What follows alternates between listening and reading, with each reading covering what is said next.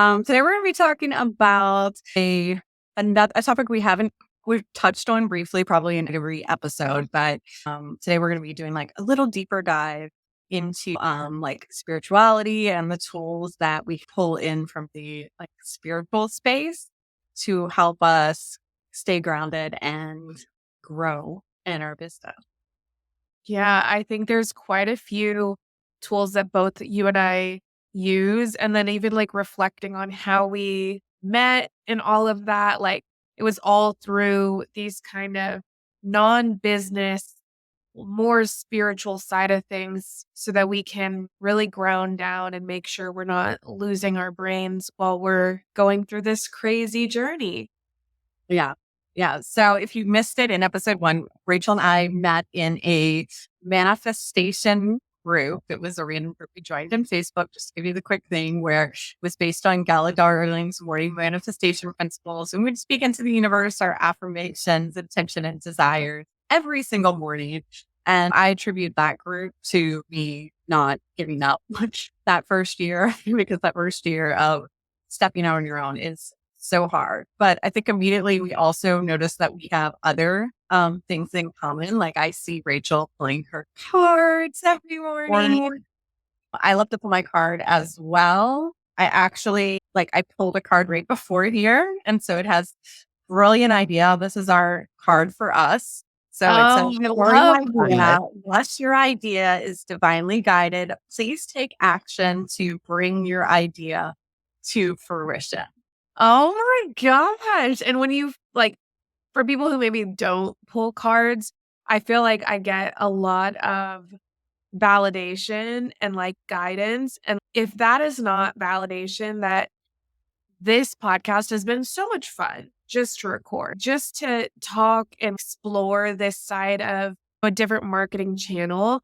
Like, brilliant idea. I love that. Yeah. And this one actually, I'm super weird. Like, this one actually popped out of the deck when I was walking. Like, I was walking and it just fell on the floor. And I was like, oh, this is our card. And I think it's relevant. I know you're working on some new ideas. I've definitely got some new ideas work. And this podcast is just a new idea. So it's great to see that we are on the right track, according to you. Do you have any other little things that you lean into on a regular basis? I notice most when I get stuck or when I get like brain fog and all of that, I always go to journaling and meditation. Those are like my two. I wish I'm like more structured in it. I've tried to follow like the artist way, but that's so hard to get up immediately and start writing. But yeah, journaling and meditation have been like two of the biggest tools for breaking through when I am like the most stuck, the most blocked, and all of that. I do journal sometimes. For me, it's very hard for me to sit still. I person, I talk fast, I move fast. So most of the time, and it's got about getting like the excess energy out of my body so that I can sit still and Yeah. think. So that's where my yoga practice just comes into play, like a place where I'm not meditating, can't do it, cannot just sit there. It's never going to happen. But getting into pose and contorting myself into these weird positions and having to concentrate on one thing and hold it, I get so much just clarity and space. I almost want to have a notebook next to my yoga mat because the thoughts that are coming, being able to slow down because it's trying to focus on holding that pose is something great for me. And I also just love to go on walks in nature, anything where I'm moving my body and maybe not listening to a podcast or not talking to someone on the phone, but just kind of walking so that my body has something else to concentrate on. And that kind of gives me the space to have those great thoughts. Not uncommon for me to pull out my phone and start voice recording thoughts that are coming to the surface as I'm walking. But yeah, anything sitting still, issue. I just got I don't know if you can see it back there. Just got my walking pad. So I've been walking and working, and I thought it was going to be really hard to do, but it actually, I know I'm 2 weeks into my walking pad, and I think I'm up to about maybe an hour walking a day. I'd like to get more in, but sometimes I just overheat, and I'm I need to sit down.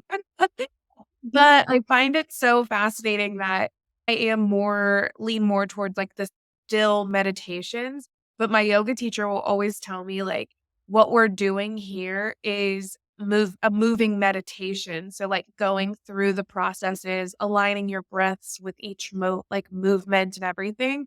So you're still meditating. It's just moving. Yeah. In addition, I don't even know if you know this. So I am certified yoga teacher, but I'm also Ayurveda, and Ayurveda has a lot to do. Ayurveda therapist. So Mhm. Ayurveda has a lot to do with just like balancing out like the elements. So like earth, your earth element, your fire element, your wind element. So Vata, a lot of wind, a lot of movements. That's what I contain. Like you're made up of all of it. You'll have different like compositions, like earth. I'm going to guess that Rachel's a little more earthy than I am, and I'm a little more winded and grounded just by the way she speaks and the way that I speak, which is a lot fast. So it's all about applying the opposite to find the balance. So if you're finding, and I was thinking this week, like signs that your business may need a little more grounding energy into it, which when I think of grounding energy, I think about being like a lot more like intentional and planful. Is if you're having a bunch of ideas but like struggling to get started, then you need to apply some grounded. But in the same way, like if you have too much grounding energy, maybe you're just stuck in like that day to day and like you can't like, you need like a motivation to move forward. And Yeah. then you might need some ideas or inspiration. And what can you find? What business tools or even spiritual tools can you tap into to invite some like fire and determination? Where I think like goal setting, like public accountability and stuff is that more like fiery Yeah. element of it. So what can you do to pull yourself like forward out of that grounded state? So I've been thinking a lot about how do I classify the different like processes and things that we do in our business from like an energetic standpoint so that we can apply the opposite and find that balance. Move forward at a steady balance rate. Oh, I love that. I've never even considered how you can drill down into each process and assign like the type of energetic like level and all of that. I'm fascinated. We need to like I need to know I need to see it in your Notion essentially, like how you've structured this because yeah, that's So these are the thoughts that come to me during a yoga class. And like, but the problem is sometimes too, it's like after yoga, it's gone. If I don't like, write it down immediately, I'm like, I need to remember this because this was such an energetic breakthrough of you. Oh, like I need more grounding energy in my, I feel like that's planning where, yeah. goals are by yourself. That's kind of fascinating because my space like that is like the shower or when I'm driving. I have the most incredible ideas flow to me in those two places. And then I like step out of the car or the shower and gone. I'm like, what is that? It's fascinating to me, but I don't know. I'd love to be able to capture those and like do voice notes, but it's fascinating how it's like a safe space and your brain flows freely and then I know. I just feel like it's for a while. I would wake up very early into the like artist way and write down. And I feel like that they say that like that quiet time between 4 and 6, which is really early. I know, I'm a weirdo, but 4 and 6, like the veil is like thinner, so you'll able to like get those like inspirational downloads better. Time change is coming. It might be easier for you to wake up earlier, so maybe wake up and try to do some journaling and see what comes out. I'm not a morning person at all. Do your voice note. So another thing that Rachel and I connected over was human design. I think, I don't know if it just came out in 2020, but like in 2020 was definitely when You're I like feel like blew up blew essentially. up. Yeah. Essentially, if you're not familiar with human design, it is when I explain it, when I say this, it's going to sound super woo. Basically, like a guy got a download. I don't know. I think from an angel. Don't quote me on that. I am not a human design expert. I've only done self study, read a couple books about it, but got a download about the system. And the reason why it attracted me to it is because it combined a lot of the like other spiritual systems that I was already aware of, put into one thing. So it has elements of Ayurveda in it. It has elements of like Chinese medicine, or elements like Buddhism and all of that, like elements of astrology. kind of like all of it combined. And when Yeah, I it's first started awesome. reading it, I was like, oh, my my whole, if you want to look it up, go. There's plenty of resources on that we could create, maybe put them in the show notes. But for this purpose, just sharing, I am a manifesting generator. I'm a 441 manifesting generator with a sacral response. And Rachel is a Manifester, 3-5 profile. My inner authority is emotional. And Jess knows way more about this stuff than I do. I have read through more of the manifester side of things, and I'm like, yep, like it all hits and it connects into the right places. How to implement and utilize foreign. It's so foreign to me, but I've explored other accounts and stuff, and it's incredible when you live in your design, the like way things just fall into place. yeah. And I think a lot of it is one of the things that I love most about human design and both Ayurveda is so much compassion that we are like all unique and we're all like made up of different elements. And the way that those elements manifest in you and your body, like present different challenges operating from a get up and go level. And so I found so much compassion for myself being like, oh no, this is how there's nothing wrong with you, but like this is your energetic blueprint. And there are things that you can do to kind of balance yourself out. So noticing when I do need to get more grounded, that sort of thing. But one of the main things that kind of go against the grain in human design is your like strategy for bringing things to the world. Yeah. Because a lot of that we are taught with the just do it mentality, like just make it happen, just do it. Where in reality, according to human design, like only manifestors can just do it. And that is Rachel. Thankfully, I think they're like 10%. I don't have no idea. It's like 10% of population. It's not a lot. Rest are Yeah. generators or projectors for the most part, where you're going to have to wait to respond. You know, if you have an idea for me, and I need to take this on advice, write it on board, is like, if you have a good idea, because I have them every day, do not go create the offer, create the website, create the landing page, do that all in one day. Because with my energy, I can do it. Yeah. But it will pull me off course and it is not meant to be. The correct response to be is exactly what happened with this podcast. I had an idea that I wanted to do a podcast forever. It was on my annual plan, just sitting there in my Notion project board. But I didn't do anything with it. And I knew that I wanted to co-host. And Rachel and I connected like randomly. And the idea to ask Rachel, hey, if you ever want to co-host, just like randomly popped in my head. So like I responded to like an idea in the moment that I had, rather than just having the idea and making it happen. It's like my ideas need to marinate on the shelf for a little bit. And then I can take that idea once I respond to it in like a physical form. If I get a gut sensation of a yes, which for me, I get the zoomies, I run around, that sort of thing, like a sacral response of a yes to actually do it. And Rachel, because she had this question for Rachel, sent it to me of what does it mean to inform? Which so my strategy is to bring things to the world is to wait times.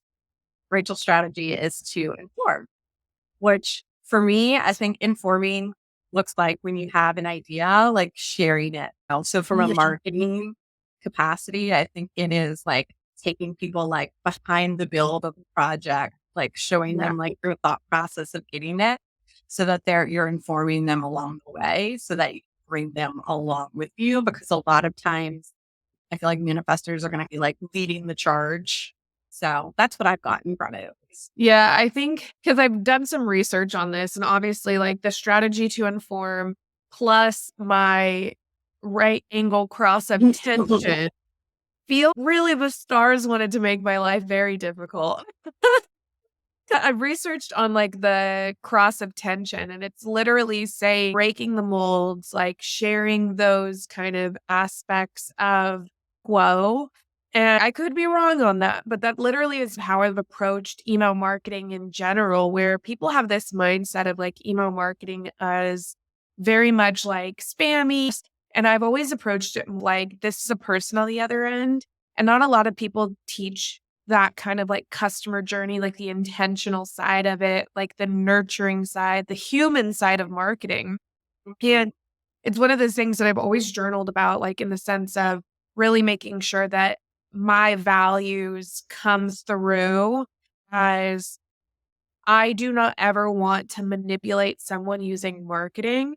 And I think that is like the opposite of what people do with marketing. And I don't know, I guess the validation of, yeah, you're going to piss some people off. You're not going to always be well received. Like that's there and it's reassuring, but it's also very difficult to run a business. So only a certain amount of people connect with that message because they're not. And then I always live by the mantra, like people receive what they're ready for. And that's how I know my audience connects with me, who are ready for that message, not the ones that are like, yeah, I actually do want to spam people, or I don't care how salesy I come off. I need the money kind of thing. I don't want to attract those people. That align, like at least with what you know about the, what is it called? Like the incarnation crosses. Yeah. Yeah, for sure. So I had to just look mine up with my incarnation. And it's the cross of shock. Oh, I'm supposed to shock people, which I think sometimes I do have a tendency to like, say things that like elicit. Basically, I'm supposed to like shock people out of like their way of operating and call them up to like a new way of being. So I'm glad I'm a podcaster now because I can like talk and shock people. But but I also have one, and if anyone's a human design person, message me, is that I'm a 4-1, which means like fixed fate.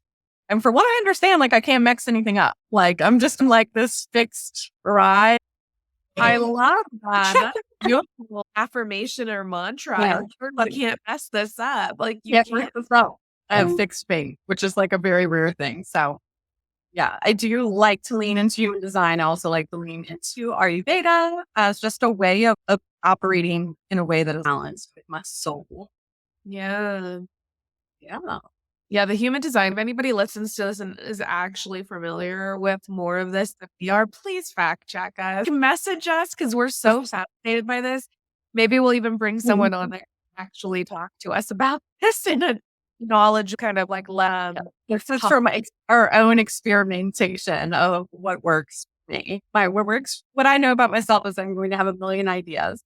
And I was talking about this with one of my clients yesterday. I have learned this so many times of like, when I try to force things to make happen, which again goes against the grain of anything we're trying to create business. They tell you, create your offers, go out there and market your offers, do this. But for me, I find more success of like just surrendering. That is like, as long as I'm sharing my passion, sharing like knowledge, even from content creation, like I've been leaning way more into content creation, being more consistent with Instagram.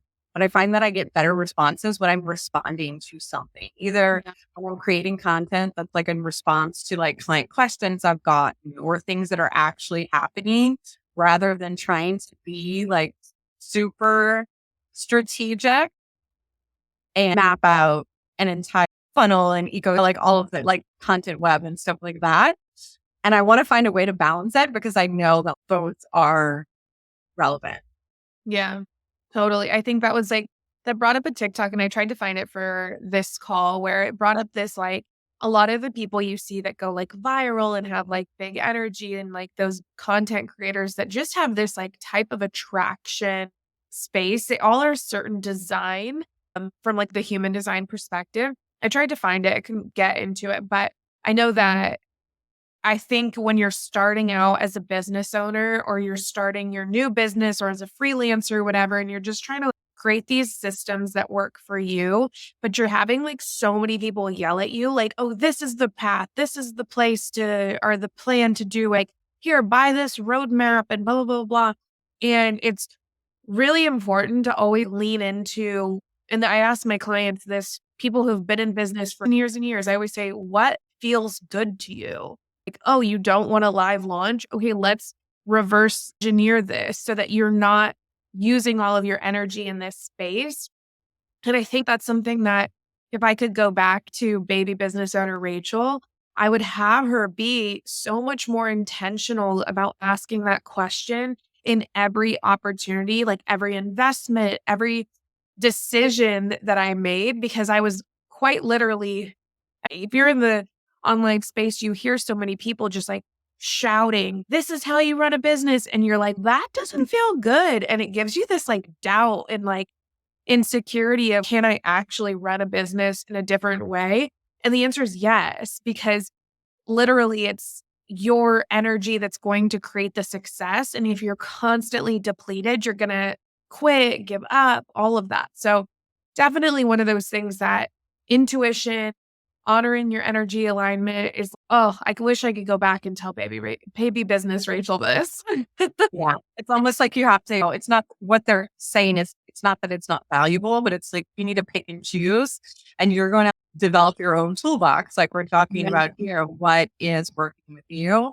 And I think for me, another big thing that I've noticed is like, if I'm resisting something, instead of beating myself up about like, you're lazy or you're such a procrastinator or you're not doing this, like really going deeper and trying to identify like, why am I having so much resistance to this task? Like what part about it does not feel aligned about it so that I can make shifts that way so that it's something that you're excited and you want to show up to do. And yes, there is room. It's everything's balance and like juxtaposition because it's like, yes, so in order to grow, you're going to have to get comfortable being uncomfortable. But there's a difference between being uncomfortable and being unaligned.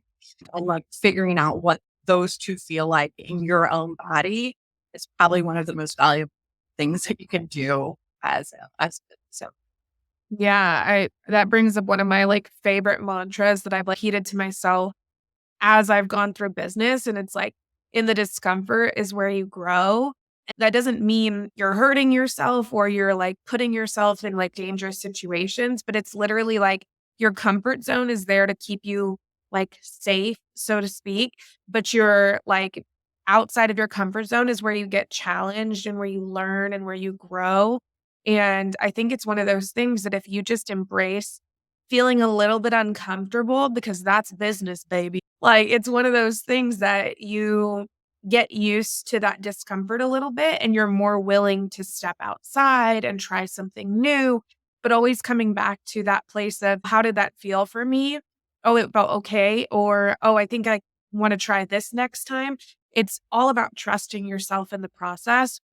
And unfortunately, I think there's so many people that capitalize on people not trusting themselves and being the guide and the answer towards a lot of business owners in the space. But if you can create a practice that's rooted in your intuition and trusting, oh, your body knows, then I think you can create some very smart decisions without those hefty investments that, come with the business chaos. Yeah, for sure. Okay, so I feel like we did like a quick roll call of our spiritual tool. We pull cards, we journal, we do yoga, try to figure out what our human design is and live that. I think that's like a constant exploration of coming into yourself. Just like Ayurveda, it's never going to be something that's finished. It's always going to be about finding growth and balance. And then you're going to grow and then you're going to get unbalanced. And it's like there is no end destination to this of finding a balanced business or even building a rooted business, what we're talking about. Like you're never going to be like, I have arrived and I have a completely rooted and balanced business. It's going to be constant balancing and rebalance to that. Any closing thoughts, Rachel? I would love to know other practices. If you're listening to this, share some of your favorite spiritual practices that have helped you stay aligned in business.